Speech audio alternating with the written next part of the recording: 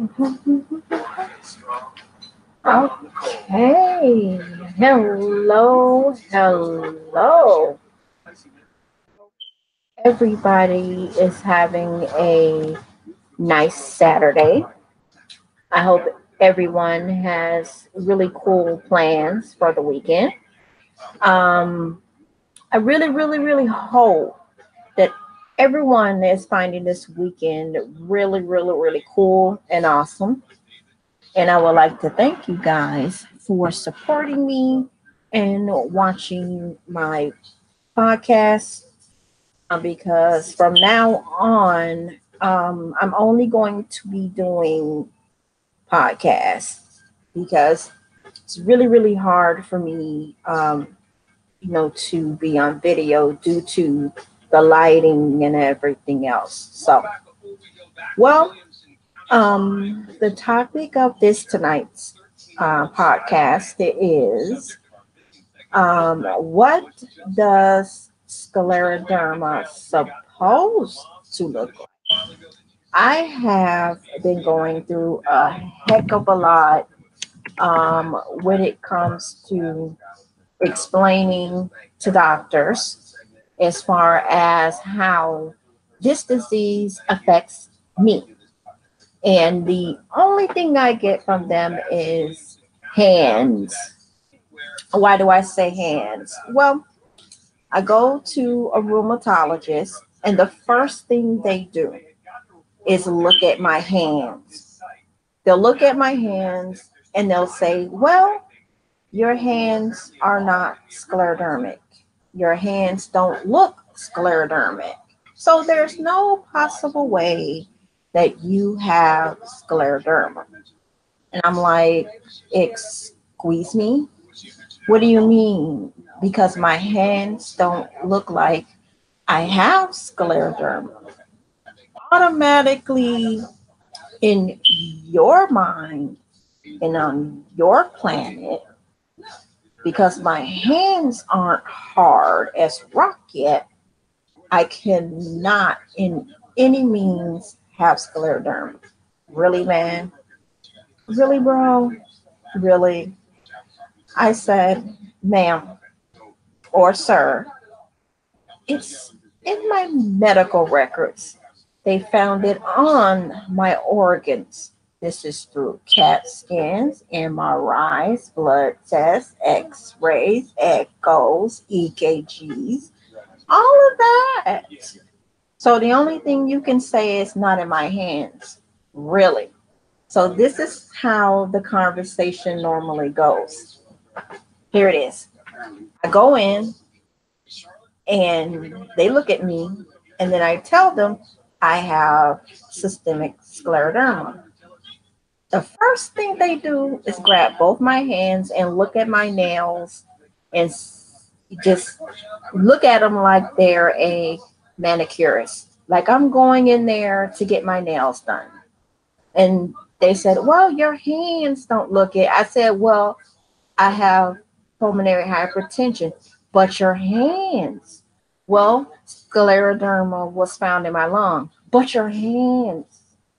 Well, it gave me congestive heart failure, but your hands, though. But it's giving me kidney disease, but your hands. Well, it's making my skin black on my feet, but your hands. Look, man, let me be real with you guys. And that's the only thing is 100% real with you. These doctors don't know a, well, especially scleroderma. They don't know scleroderma from a hole in the ground. They have no idea on how to diagnose it. They have no idea on how it affects people. And I believe the only reason why they question me so much is because I am black. To them, Scleroderma is a Caucasian and Spanish and Korean and Indian and any other race of people disease than black. And let me spit out some facts for you. African Americans tend to get this disease more than any other race. The mortality rate in African Americans are higher than any other race. Yes, the manifestations are different than any other race. We will not have the same manifestations as any other race. It won't be as prominent in us than any other race. Now, I am not saying that there's not black people out there with scleroderma that don't have these manifestations. Of course, but it's a difference in limited scleroderma than diffuse. The difference is limited scleroderma affects the skin only. And it only affects like the face, the arms, the legs, the feet, the fingers. It doesn't really attack the chest as much. But sometimes it does. It depends on the person. But it doesn't really attack the organs as much. Now sometimes it does, and it, like I said, it depends on the patient. It's not 100% science, and it's not uh, geared toward it being the same for everybody, because it's not. People carry diseases differently. Everybody don't carry the disease the same way, and I think another issue is because these doctors are set in a way to where they're thinking that because one person with the disease looks like this, everybody with the disease looks like this. Another factoid is that the antibodies that they test you for is called SCL70 and anti-polymerase and all the other antibodies. Only 30%, maybe 30 to 45% of people will test positive for those antibodies. But the other percentage will not test positive for these antibodies and still carry the disease. And because these doctors base every diagnosis on blood only, instead of doing the investigation of going inside, doing CAT scans, doing MRIs, a lot of people are losing their lives because of this. And that's an unfortunate thing. People have to suffer with this before the doctors can do anything. You have to dang near be dying before they say, hey, let's look inside. Let's not just base it on blood work alone. Let's do some more investigative study. Nope, they don't do that.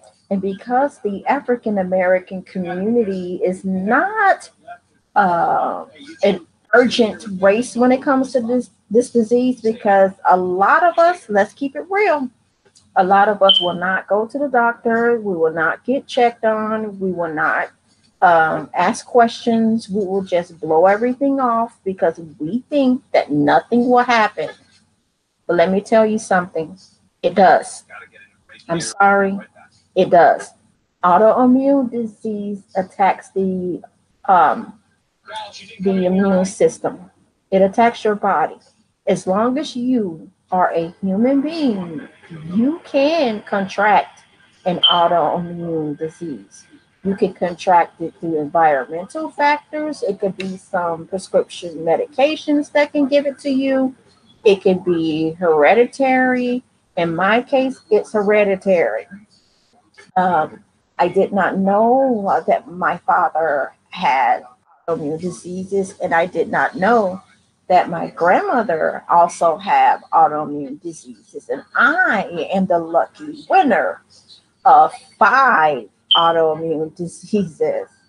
So it's very important that everyone gets their regular checkup. And it's very important, even though you may not know that you have an autoimmune disease, or you may think you do, but you're not sure, if you're questioning that, even to be on the safe side, I would think that you should um, get your markers checked, get your inflammatory markers checked, get your A checked, even though you may think you don't, or just to be on the safe side, or you suspect that you do.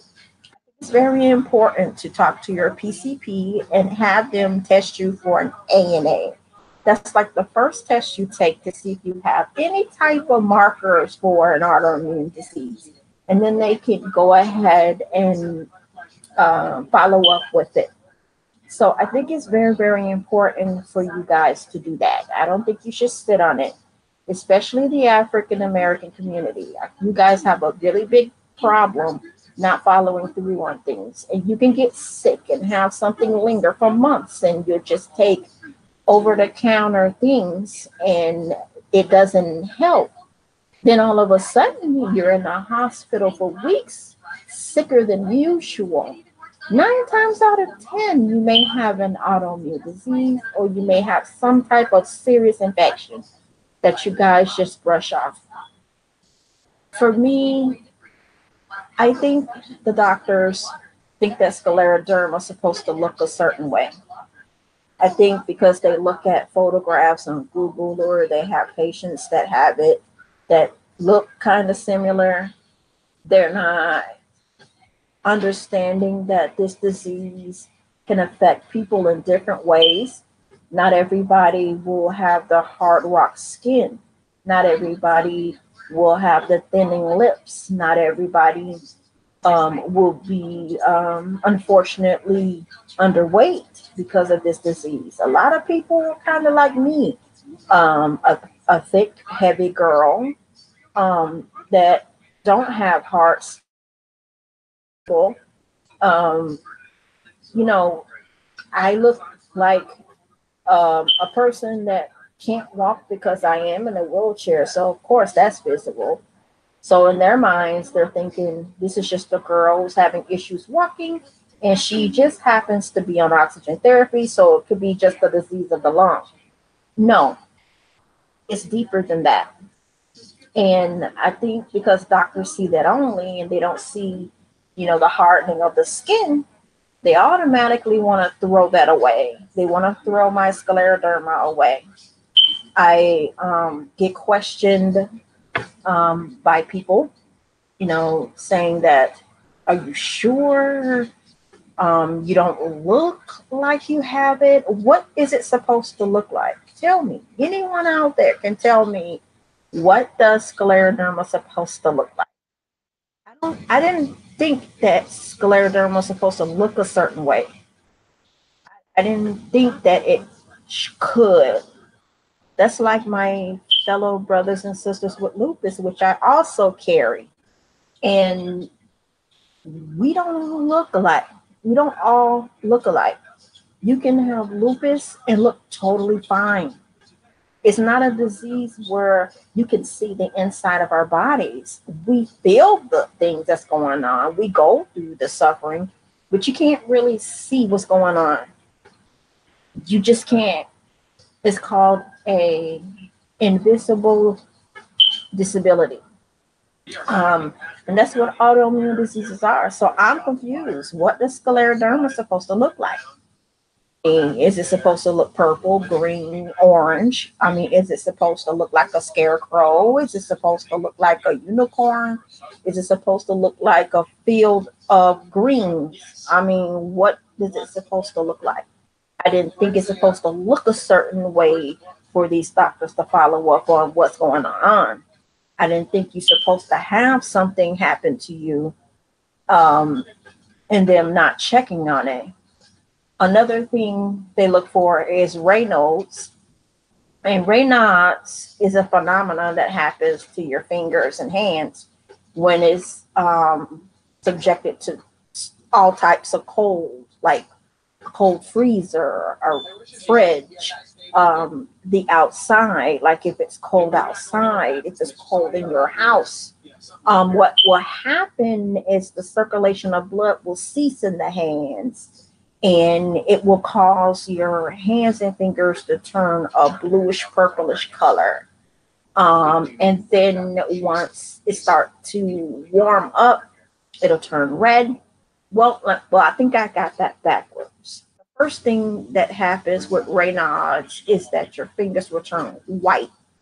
Like you'll have portions of your fingers that are white, and then the rest of it is the normal color of the palm of your hand. Then after that happens, it'll turn purple or blue, and it may happen on the whole hand. It may happen only on the fingertips, or the whole finger could be affected by it. And then once the hands start to warm, it'll turn red. And this process is very painful. Um, Let me tell you, it was a few times I couldn't even, well, I can't hold a regular temperature cold soda, like a cold soda can or a cold water bottle or anything like that. I can't um, grab anything out of the freezer without Raynaud's happening. Like I'm in Florida, and sometimes our weather can be a little cool.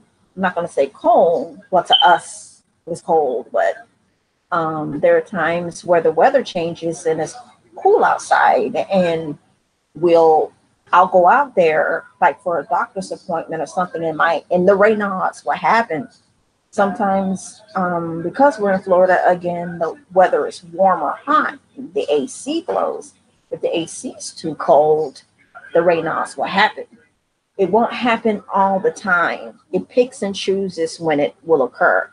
So when you're at a doctor's office and they ask you, do you have Raynaud's? And then they start looking at your hands, they expect the manifestation to just happen like right there.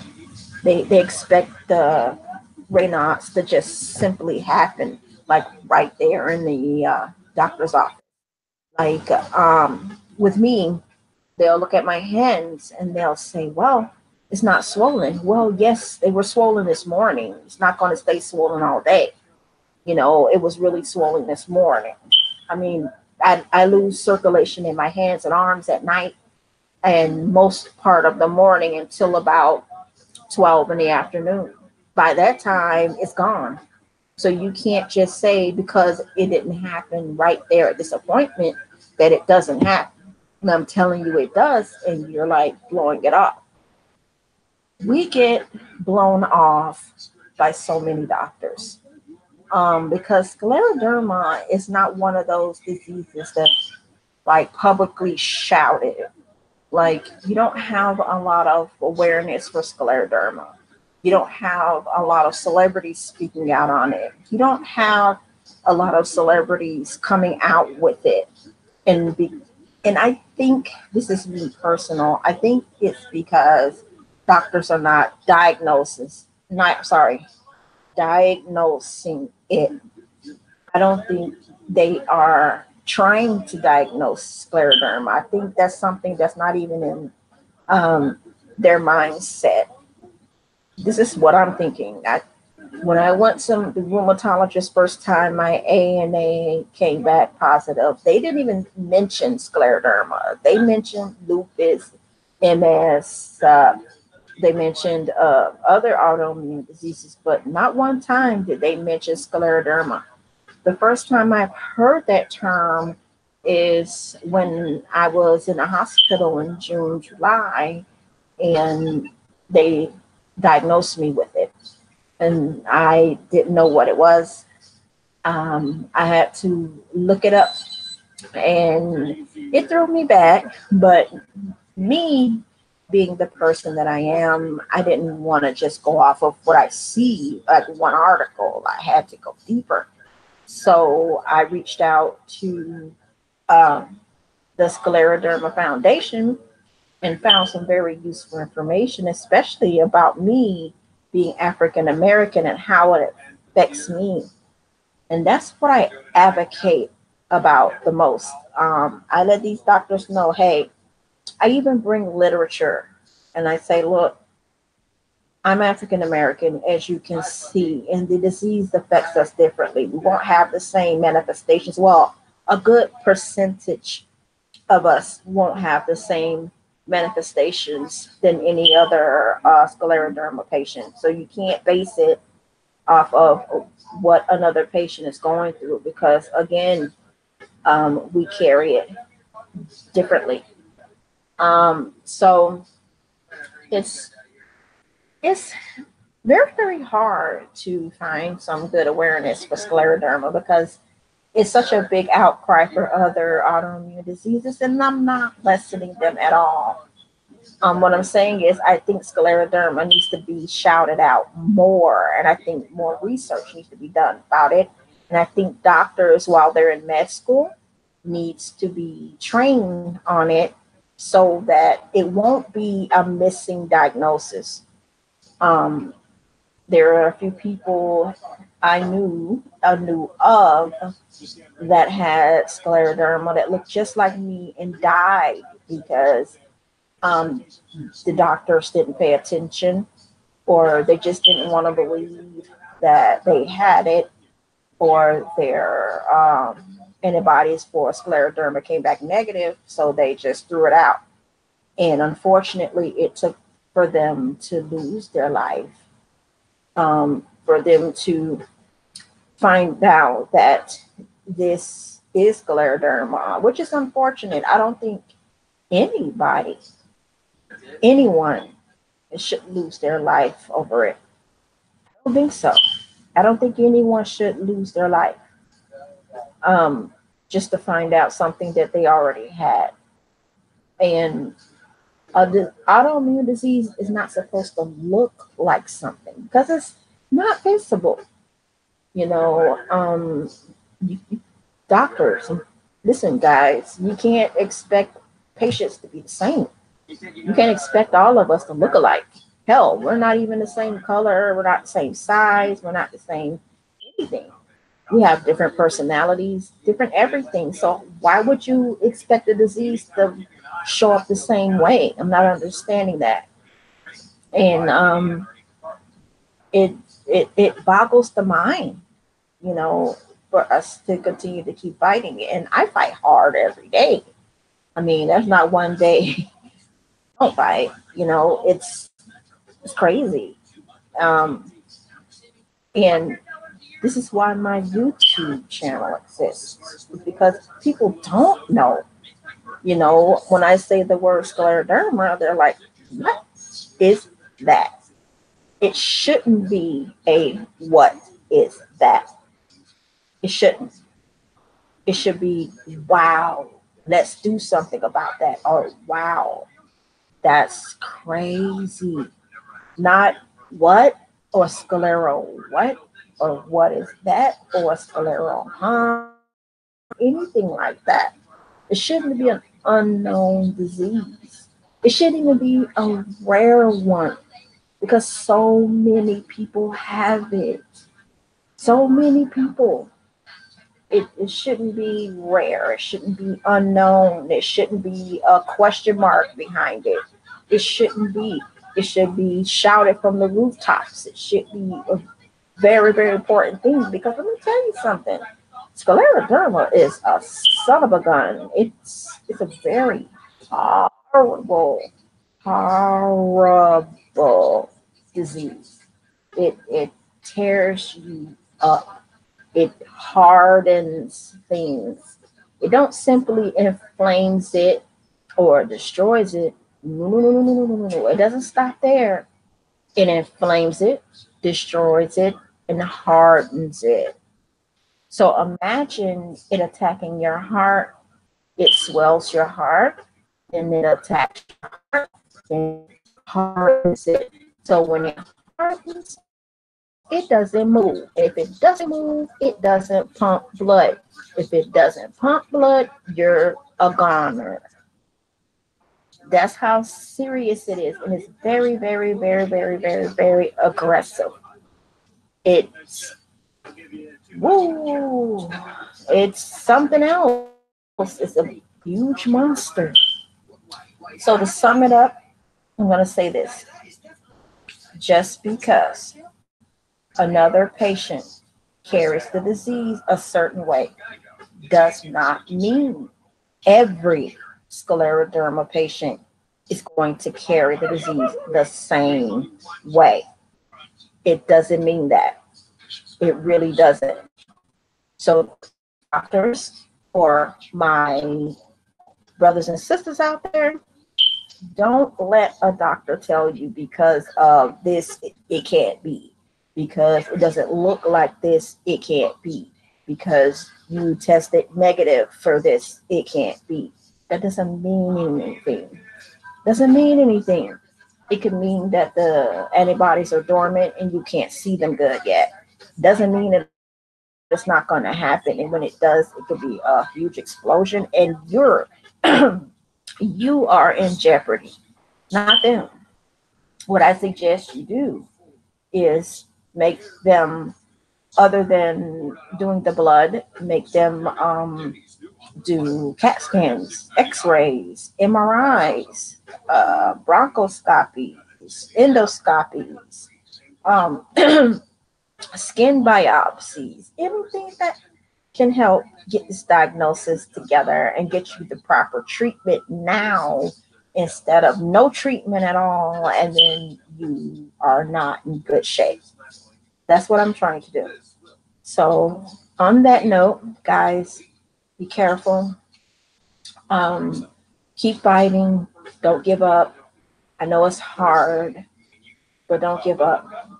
I know how difficult it can be, and how painful and debilitating it can be. I know how it can affect your life. I know, how scary it is. But let me tell you something. If I can wake up positive, even though I'm going through something, if I can wake up positive, you can too. I know it's easier said than done, but you can do it.